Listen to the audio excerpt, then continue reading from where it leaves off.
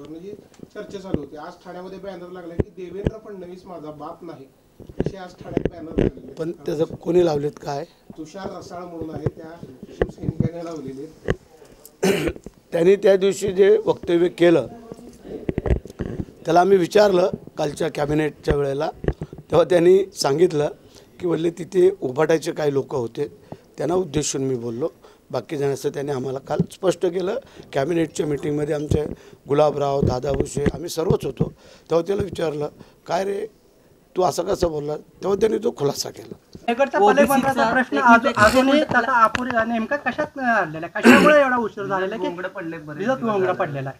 काही कारणं होती ती हळूहळू सुटत चाललेली आहेत आणि मला वाटतं ह्या आठवड्या 10 दिवसामध्ये तो निर्णय व्हावा अशी अपेक्षा आहे. आणि आता पांडुरंगाजवळ आलो आहे आम्ही सगळे कार्यकर्ते पदाधिकारी आहेत, ते म्हणत मागतील काय आणि काय नाही ते, पण योग्य निर्णय होईल असं सगळ्या जनते. महामंडळ आणि याच्याची नियुक्त्या रखडलेल्या आहेत.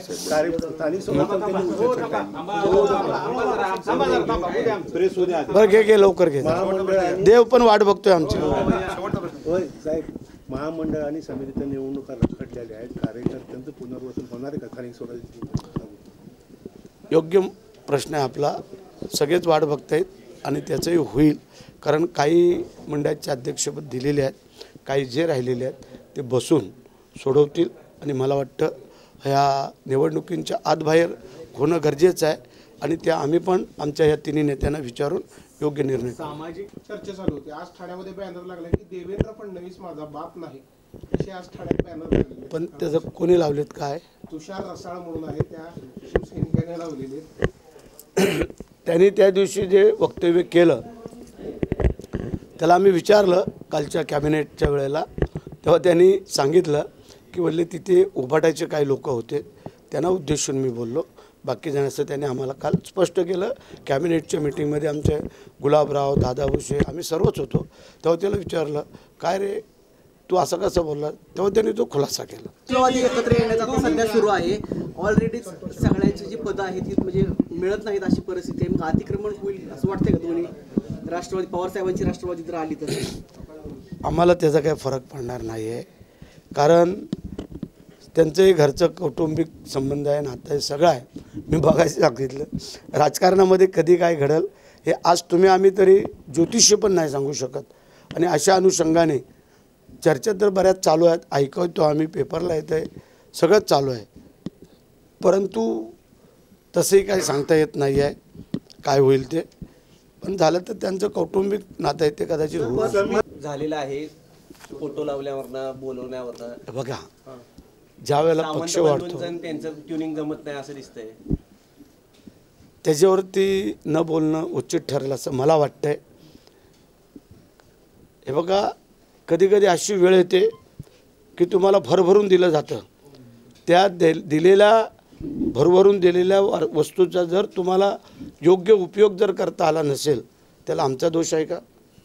आणि म्हणून करता आत्ता कोणीही जे येत आहेत त्यांच्याबद्दल नाराजी व्यक्त करणं किंवा इतर काय गोष्टी बोलणं हे मला योग्य वाटत नाही आहे. परंतु ज्या वेळेला ज्या अर्थी शिंदेसाहेबांनी ज्यांना प्रवेश दिलेला आहे तो योग्य विचार करून दिलेला आहे.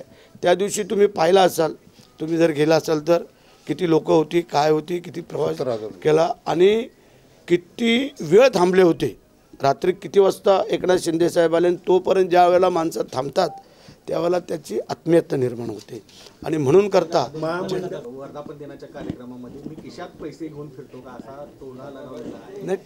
ठीक आहे म्हणणं आपलं बरोबर आहे. नाही, याला मतभेद नाही म्हणता येणार. एखाद्या मंत्र्याचा जर निधी थांबवला काही कारण असतो किंवा काय तर ते मला असं वाटतं की काही गोष्टी मी जर मंत्री आहे आणि माझ्यात जर खात्यातला काही निधी जर थांबवायचा असेल तर आम्हाला पण विश्वासात घेणं गरजेचं आहे. ह्या अशा अडचणी आहेत या राज्याच्या आणि त्याच्यामुळे थोडं आपण समजून घेणं गरजेचं. आम्ही समजू शकतो ना की ज्या अर्थी आम्ही लाडक्या बहिणींना सांभाळतो आहे, ज्या अर्थी ते पैसे आम्हाला द्यावेच लागत आहेत, त्या अर्थी थोडा निधीला पण किंवा इतरही फंडिंगला थोडी कात्री बसते, नाही बसत अशातला भाग नाही आहे. परंतु आम्ही एवढं कोणी काही बोलणं किंवा काय चालणं बरोबर नाही आहे, परंतु त्याचा पण विचार सामाजिक न्याय असेल, आदिवासी विभाग असेल, महिला बालकल्याण असेल, आरोग्य असेल किंवा आणि आमचे शालेय शिक्षण, हे जे काही महत्त्वाची खाती एकदम कनेक्टिव्ह आहेत त्यांचा निधी त्यांना मिळणं म्हणजे त्या खात्याला मिळणं जरुरीचं आहे असं आम्हाला वाटतं. मंदिर समिती अवंत बंधू असतील किंवा कधी येतील आता? अजून ठरलं नाही. आता तो मुख्यमंत्र्यांचा मान असतो, कारण 3 वर्ष एकनाथ शिंदे साहेबांनी पूजा केली तेव्हा आम्ही पण होतो. पण कदाचित आता आम्ही त्यांना विचारू, आले तर ठीक आहे, नाही आले तर दुसरे आले येतील. मुंबई महानगरपालिका हा महायुती स्वबळावरती लढेल आणि जर लढले तर 2017चा फॉर्म्युला ठरण्यात यावे किंवा 2000 त्याची पुनरावृत्ती 25 मध्ये होईल का? कोणी सांगितलं असं? आपणच एक वक्तव्य विधान केलं होतं की 2017ची पुनरावृत्ती होईल म्हणून. आम्ही नव्हतो वक्तव्य केलं. परंतु तुम्हाला एक सांगू इच्छितो, हे स्थानिक स्वराज्याच्या संस्थेच्या निवडणुका असतात. याच्यामध्ये की कधी कधी कार्यकर्त्यांना पण सांभाळावं लागतं. आता जर युतीमध्ये लढायचं असेल तर मग कोणी नाही कोणीतरी मागे पुढे सरकावंच लागतं. कारण सगळेच जर एका पक्षाचे बोलले आम्हालाच एवढ्या सीट पाहिजेत किंवा आम्हालाच ही सीट पाहिजे आणि एका 2-2 सीटवरनं कदाचित पाठीपुढं होतं. पण मला असं वाटतंय मुंबई महानगरपालिका, ठाणे महानगरपालिका, कल्याण डोंबिवली महानगरपालिका, नाशिक महानगरपालिका, ह्या मोठ्या ज्या काय महानगरपालिका आहेत ह्याच्यामध्ये युती होणं क्रमप्राप्त वाटतंय आणि ते होईल असं मला वाटतं. देखील आपल्या बाजूचे आमदार महेंद्र दळवी यांनी केलं आहे आणि जोपर्यंत पालकमंत्री पदाचा वाद सुटत नाही तोपर्यंत आम्ही येणाऱ्या आगामी निवडणुका देखील सोबळा लावण्याचं देखील त्यांनी सांगितलं गेलं.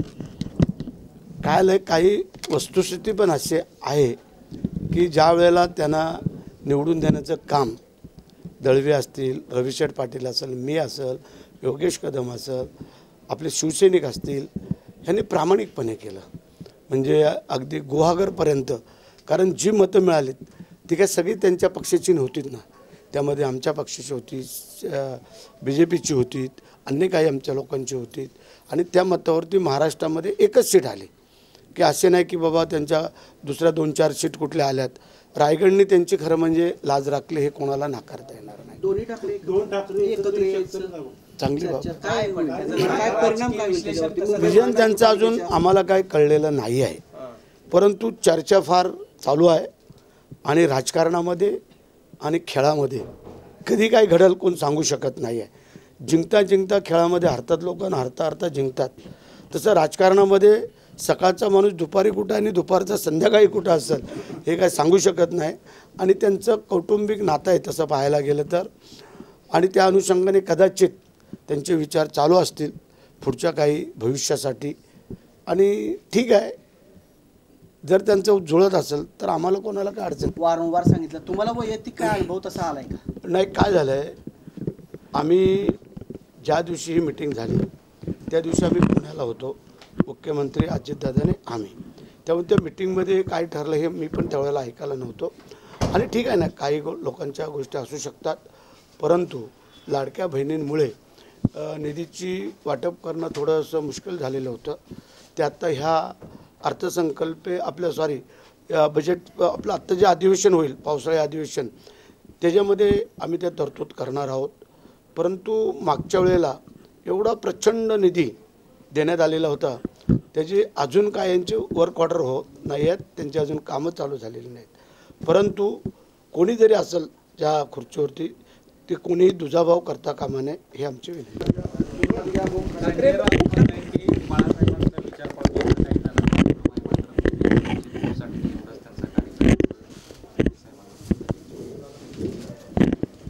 आता हातामध्ये ज्या वेळेला माणसाच्या काहीच राहत नाही त्यावेळेला मग असे वाईट विचार येतात.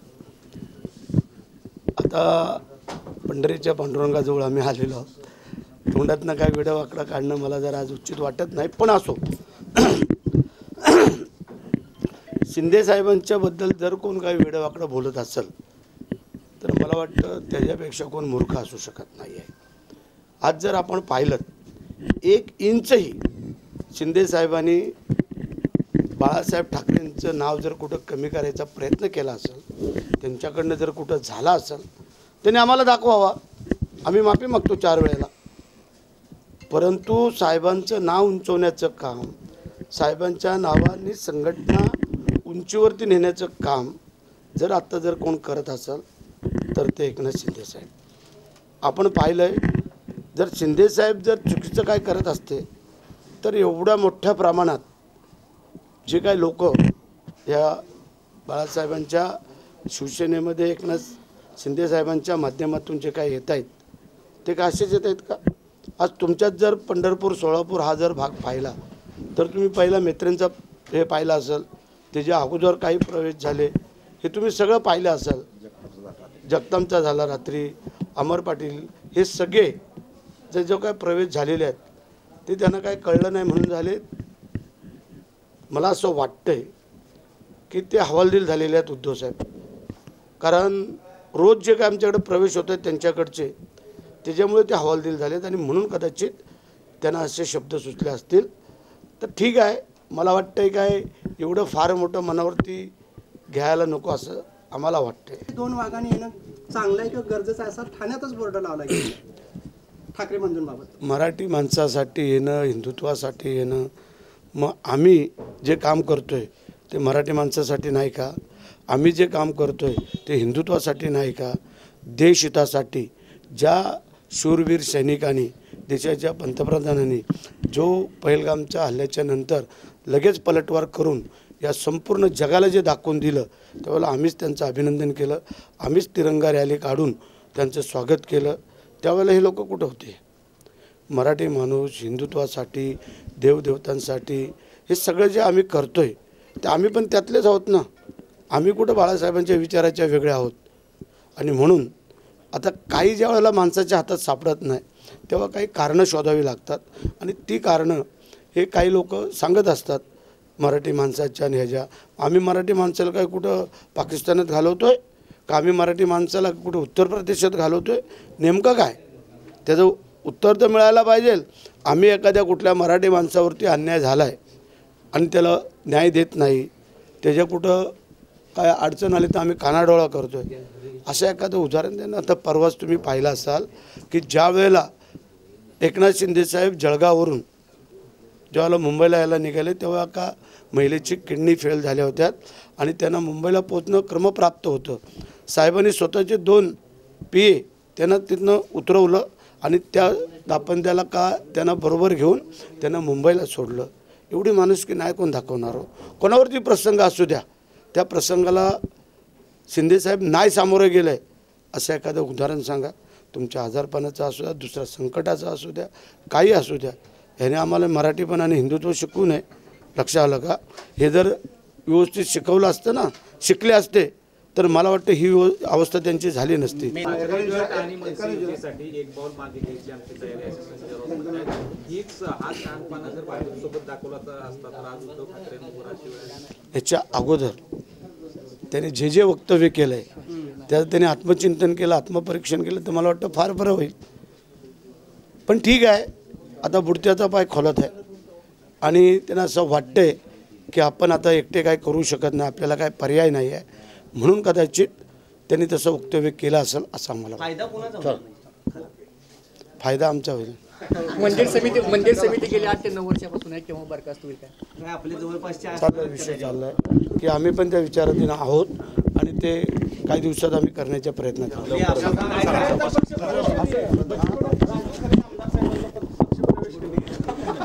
असं तुम्हाला कोणी सांगितलं? ज्या वेळेला आम्हाला त्यांच्या मदतीची आवश्यकता वाटेल त्यावेळेला आम्ही त्यांना विनंती करू आणि ते त्यांच्या परीने, कारण शेवटी ज्या पक्षातून निवडून आलेले आहेत, ज्या लोकांनी निवडून दिलं त्यांचा विचार विनिमय करणं किंवा काय, कारण असं आम्हाला वाटतं आहे. तुम्ही मगाशी सांगितलं जर ते 2 राष्ट्रवादी एकत्र आले त्यावेळेला राजू शेठ तो विचार करतील काय करायचं ते आत्ताच आम्ही सांगत नाही आहे. परंतु राजू शेठनी जी काही सीट निवडून आणून दाखवलं त्याबद्दल त्यांना आम्ही शुभेच्छा तर दिलेल्या आहेत आणि त्यांना जे काय आमच्या मार्फत जेवढं जे काही सहकार्य करता येईल मतदारसंघाकरता ते आम्ही करू. शेवटचा प्रश्न राष्ट्रवादी एकत्र किती आमदार आहेत तिथे? बच्चू कडूंचा ते आत्ता नाही सांगत. सगळंच तुम्ही उकळून काढू नका की जेणेकरून तुम्ही आमच्याकडनं काढून घेताय तर ते न काढता योग्य वेळेला ते दिसेल. बच्चू कडूंच्या उपोषणाचा आज 4था दिवस आहे. काय शेतकऱ्याचे कर्ज माफी? नाही, ठीक आहे. काय नाही, शेतकऱ्यांसाठी लढणारा तो नेता आहे, परंतु संपूर्ण परिस्थिती बघून पण चालायला पाहिजे. आम्ही काय शेतकऱ्यांच्या विरोधात नाही आहे. शेतकऱ्यांना कर्जमाफी मिळावी, त्यांना मदत व्हावी, आत्ता आलेला अवकाळी पाऊस अगोदरच आलेला त्याला भरपाई मिळावी, ह्या सगळ्या गोष्टीसाठी आम्ही कटिबद्ध आहोत आणि त्याचा आम्ही निर्णय शिंदे साहेब मुख्यमंत्री असते तर आज परिस्थिती वेगळी असते, मग कर्जमाफी वगैरे झाली असती. असं काही गोष्टी मागे सांगितलं, सगळी सोंग आणता येतात, पैशाचं सोंग आणता येत नाही आहे आणि त्यासाठी हे सगळे तिन्ही नेते आहेत ते योग्य निर्णय करून त्यातला मार्ग काढतात.